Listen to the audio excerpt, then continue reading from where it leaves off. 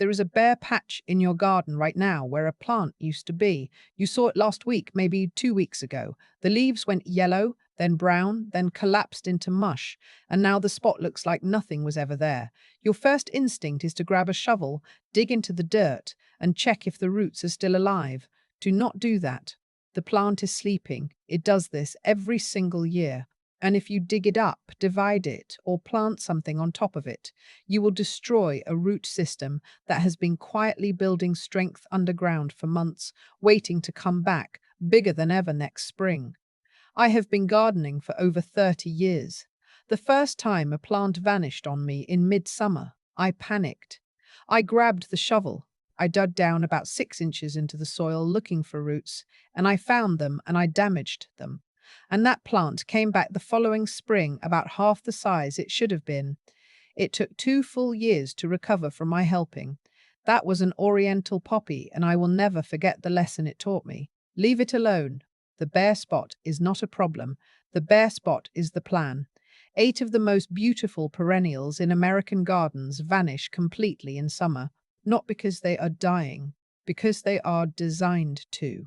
And one of them, the ugliest disappearance on this entire list, does not even vanish cleanly. It rots right in front of you, brown and mushy, looking genuinely dead while it is perfectly alive. I will get to that one. Here are all 8, what they look like when they disappear, and exactly what to do with the empty space they leave behind.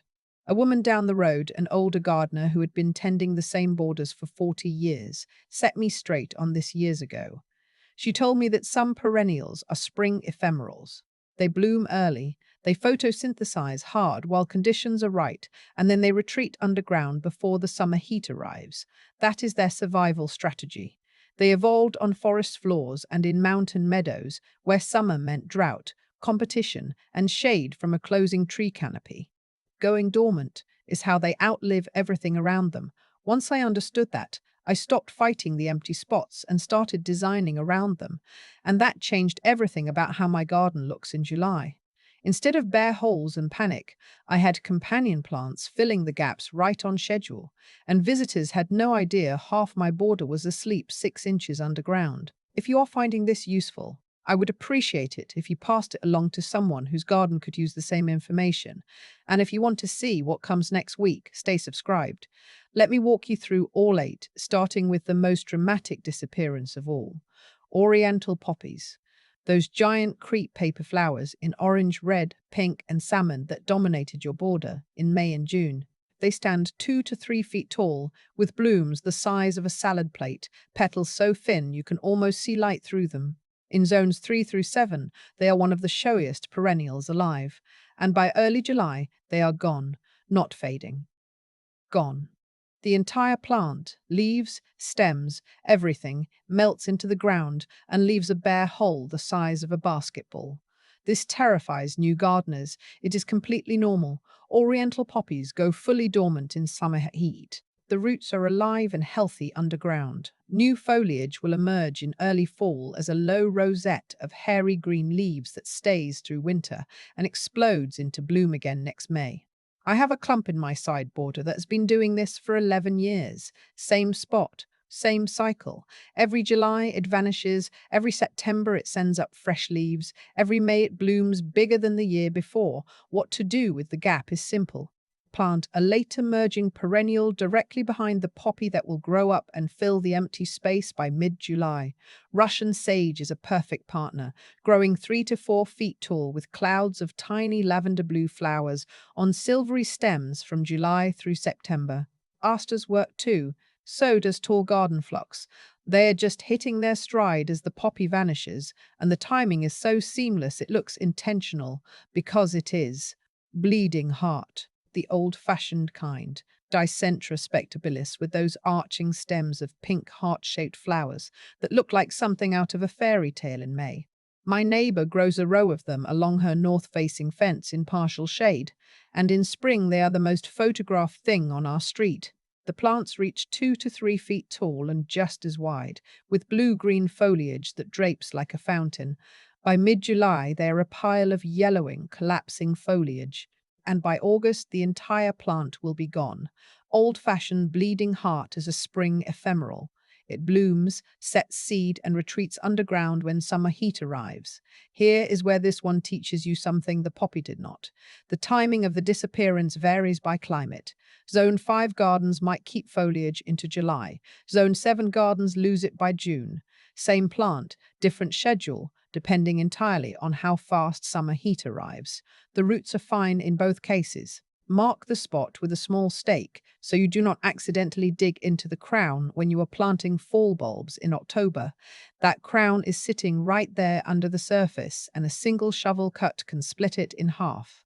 For anyone who wants bleeding heart foliage all summer, the fringed varieties Dicentra eximia and Dicentra formosa stay green through the heat. King of Hearts and Luxuriant are two named varieties that keep their lacy foliage and keep producing flowers from May through October in zones 3 through 9, growing about 12 to 15 inches tall. They are a different look from the old-fashioned type. Smaller flowers, finer foliage, but they never disappear on you. But not every plant on this list disappears cleanly. One of them, and it is the one most people rip out in frustration, turns into brown mush right in front of you and looks genuinely dead. I will get to that one. And there is another plant on this list that you might already own without knowing it, because it shows itself for so few weeks each year that entire homeowners miss it for years. Virginia bluebells, blue trumpet flowers in April, lush green foliage in May, completely vanished by late June. Virginia bluebells are true spring ephemerals, and they complete their entire life cycle in about 2 months. They spend the other 10 months as a dormant root underground, doing nothing you can see. This plant taught me to think about dormancy differently than the first two. Oriental poppies vanish because of heat. Bleeding hearts vanish on a climate-specific schedule. Virginia bluebells vanish because of evolution. This is a wildflower doing exactly what it evolved to do on the forest floor. Bloom before the tree canopy closes. Photosynthesize while the sunlight still reaches the ground. Set seed. Then retreat before summer shade arrives. The whole strategy is about exploiting a narrow window of perfect conditions and then getting out of the way. It is not reacting to stress. It is executing a plan that is millions of years old. In zones 3 through 8, they grow about 12 to 18 inches tall, produce clusters of bell-shaped flowers that start pink and age to clear blue, and they will return next April in the exact same spot, often spreading slightly wider each year. My patch started as a dozen plants 8 years ago and now covers about 6 square feet. Plant hostas or ferns around them. Those plants leaf out slowly, and as the bluebells retreat, the hosta foliage expands and fills the gap seamlessly. By July, you would never know the bluebells were there. That covers the first 3, and they all follow a recognizable pattern. Beautiful spring plant blooms, vanishes, leaves a gap you can design around. If you planted just those 3 with the right companions behind them, your spring border would look stunning in April and full in July, with no evidence that anything had disappeared. But the next one on this list breaks that pattern completely. It is not gone yet. It is dying right now, right in front of you, in slow motion. And the thing that will damage it most is not neglect. It is your instinct to tidy up. Spring bulbs, tulips, daffodils, hyacinths, crocus. The foliage from your spring bulbs has been yellowing and flopping for weeks. Right now, it looks like a mess of brown strap-like leaves lying flat on the soil. Every instinct says to cut it off, braid it, or pull it out. Do not. That dying foliage is feeding the bulb underground for next spring's bloom. Each leaf is photosynthesizing and sending energy down into the bulb when next year's flower is already forming. Cut the foliage before it dies naturally, and you get weaker blooms next year, smaller blooms the year after, and no blooms the year after that. 3 years of diminishing returns from one tidy afternoon with the garden shears. I did this myself the second year I grew tulips. I thought I was cleaning up. I was actually starving the bulbs. The following spring, half of them did not bloom. The spring after that, nearly none of them did. I thought I had bad bulbs. I had impatient hands. This is the midpoint shift. Everything before this was about plants that are already gone. The spring bulbs are still here, still visible, still doing work you cannot see. The threat is not the empty spot. The threat is you. reaching for the shears because the bed looks messy. With every other plant on this list, the answer is to leave the gap alone. With spring bulbs, the answer is to leave the ugly alone. Different problem, same discipline. Once the foliage is completely brown and pulls away from the ground with a gentle tug, it is finished. Remove it then, not before. To hide the dying foliage while it does its work, plant late emerging perennials around your bulb clusters. Daylilies and hostas are classic bulb companions. The bulbs bloom in March and April, the daylilies and hostas cover the mess in May and June, and by July the border looks lush and full with no sign that anything awkward ever happened. My husband asked me once why I let the tulip foliage get so ugly every spring. I told him to wait 6 weeks. When the daylilies filled in, he could not even find where the tulips had been. Design, not luck. Everything I have shown you so far vanishes or is in the process of vanishing. The next two do as well, and I will keep them brief because by now you recognize the pattern. You can probably predict what I'm going to say. Good. That means you have learned to read dormancy instead of fearing it. But there is one plant still coming on this list that does something different from all of these. It stays. It just looks terrible. And what you do about it is the opposite of what you do for every other plant here. Leopard's Bane.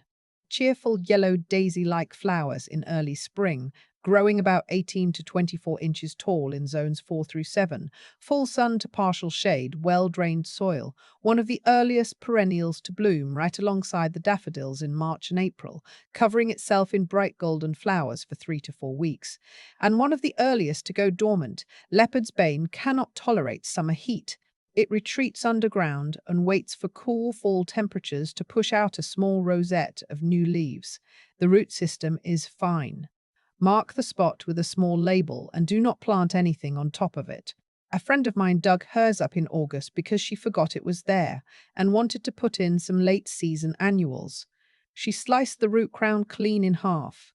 It survived, but it took 2 years to bloom properly again. One small stake would have saved her the trouble. Spring anemone. Anemone blanda and anemone nemorosa. Delicate blue, white, or pink flowers carpeting the ground under trees in April, growing only 4 to 6 inches tall. Gone without a trace by June. These are woodland tubers that behave like spring ephemerals. They bloom in the window between snowmelt and tree canopy closure, then vanish. Hardy in zones 4 through 8, depending on the species. They prefer dappled shade and humus-rich soil. The tiny tubers stay dormant underground until next spring. They naturalize and spread slowly year over year, creating larger carpets each spring. Digging the spot in summer because it looks empty destroys the expanding colony. And here is the thing, these colonies take 3 to 5 years to really establish themselves. Every year, they get a little wider, a little denser, a little more complete. The payoff comes from patience and from leaving that bare summer ground alone. The last two plants on this list are the ones I find the most interesting. One breaks every pattern I have just shown you, and one might already be in your garden without you knowing it. Lamb's ear, Stachys byzantina. This one does not disappear completely, and that is what makes it so confusing. The soft, silvery, fuzzy leaves that looked so beautiful in May, growing in thick mats about 8 to 12 inches tall in zones 4 through 8. Those leaves turn brown and mushy in humid summer heat. The center of the clump rots out. It looks dead. It looks worse than dead, actually. It looks diseased, a rotting, collapsing pile of wet brown felt right in the middle of your border, while the flowers on either side of it are thriving. This is the ugliest disappearance on the list, and I promised I would get to it. Lamb's ear hates humidity and summer moisture. That is its one weakness. In dry climates, zones 4 through 6 with low humidity, it holds its silver foliage all season long and looks beautiful from May through October.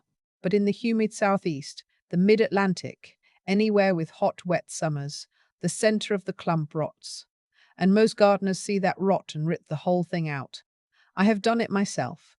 My husband watched me do it and asked why I was pulling out a plant I had spent $10 on 3 months earlier. Good question. Here is what you actually do. Clean out the brown mushy center, pull out the dead leaves, clear the debris, improve airflow by thinning the clump. but leave the outer edges alone. Those outer edges are alive. The roots beneath them are healthy. By October, when temperatures cool and humidity drops, those surviving edges will regenerate and push new silver growth inward. By the following May, the clump will look perfect again, filled back in, soft and silver and dense. The action here is the opposite of every other plant on this list. You do not leave it alone, you clean it up, you remove the rot. But you do not remove the whole plant. That distinction is what separates the gardener who keeps lamb's ear for years from the one who buys a new one every spring. Now, the last one, and this might be my favorite because it asks a question most gardeners have never considered. What is already growing in your garden that you have never seen? Common snowdrop, Galanthus. The first flower of late winter, blooming through actual snow in February or March, 3 to 6 inches tall. Tiny white bell-shaped flowers nodding on thin green stems, each bloom no bigger than a thimble, appearing in clusters that push straight up through frozen ground. Hardy in zones 3 through 7. They prefer partial shade and moist, well-drained soil, and they thrive under deciduous trees where winter sun reaches the ground before the leaves emerge. By May, the foliage is yellow. By June, it is gone. Snowdrops complete their cycle faster than almost any other garden plant. Bloom to dormancy in 8 to 10 weeks. The tiny bulbs are underground, doing nothing visible for 10 months of the year. What makes snowdrops different from everything else on this list is not their dormancy, it is their invisibility. Gardeners who buy a house with an established garden often have no idea there are snowdrops in the beds because they only show themselves for a few weeks in late winter when nobody is looking at the garden. When the ground is brown and you are inside drinking coffee and thinking spring is still 2 months away. The snowdrops are already blooming. And by the time you walk outside in April to see what is happening, they are gone. Someone down the road from me moved into a house 3 years ago. Beautiful old property, mature trees, established perennial beds that someone had clearly designed with care decades earlier. She spent her first summer getting to know the garden. She found the hostas, the daylilies, the peonies. Good garden. Then in February of her second year, she happened to look out the kitchen window on a Saturday morning and saw a carpet of white flowers under the old oak tree. Snowdrops. Hundreds of them. They had been there for who knows how long, planted by whoever owned the house decades earlier, blooming every late winter for an audience of nobody. She called me almost startled. She said she had no idea those bulbs existed. They had been there the whole time, doing their job, without anyone watching.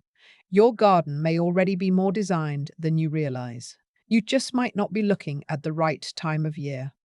Now let me give you 3 strategies for all the bare spots these dormant perennials leave behind, because this is where panic turns into planning and empty spaces become intentional design. First, plant late-season companions that fill the space as the early plants retreat. Hostas, ferns, daylilies, and asters all emerge and expand through the exact window when spring ephemerals are vanishing. A hosta unfurling behind a vanishing bleeding heart is not an accident, it is a relay. The garden looks intentional instead of empty because it is intentional. Second, mark your dormant plants with small stakes or plant labels so you do not accidentally dig into sleeping crowns when you are planting something else later in the season. A dormant poppy crown 6 inches underground looks like empty soil from above. One careless shovel cut and you have set that plant back 2 years. I use simple wooden labels, the kind you can write on with a permanent marker. They cost almost nothing and they have saved me from my own forgetfulness more times than I want to admit. Third, mulch the bare spots lightly to suppress weeds while the perennial sleeps. 2 inches of shredded bark or leaf mold over the dormant area keeps it clean, holds moisture in the soil, and prevents weed seeds from germinating in all that open space. When the plant re-emerges in fall or next spring, it pushes right through the mulch without any help from you.